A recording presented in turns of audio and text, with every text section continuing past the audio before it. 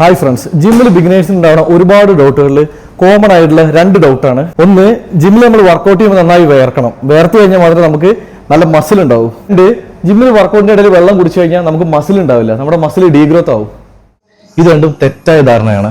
കാരണം നമ്മളെപ്പോഴാണ് വേർക്കുക? നമ്മുടെ ശരീരം ഹീറ്റ് ആകുമ്പോൾ അത് ബാലൻസ് ചെയ്യാൻ വേണ്ടി നമ്മുടെ ശരീരത്തിൻ്റെ ഒരു സിസ്റ്റമാണ് വേർപ്പ്.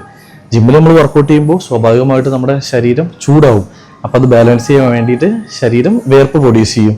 അല്ലാതെ വിയർപ്പും ബോഡി ബിൽഡിംഗ് ആയിട്ട് ഡയറക്റ്റായിട്ട് യാതൊരു ബന്ധവുമില്ല. അങ്ങനെയാണ് AC ജിമ്മിലാണ്, അതുപോലെ തന്നെ GCC കൺട്രീസിലൊക്കെ വർക്കൗട്ട് ചെയ്യുന്ന ആൾക്കാർക്ക് മസിൽ ഉണ്ടാകാൻ പാടില്ലല്ലോ. ഇനി രണ്ട്, വെള്ളത്തിൻ്റെ കാര്യം.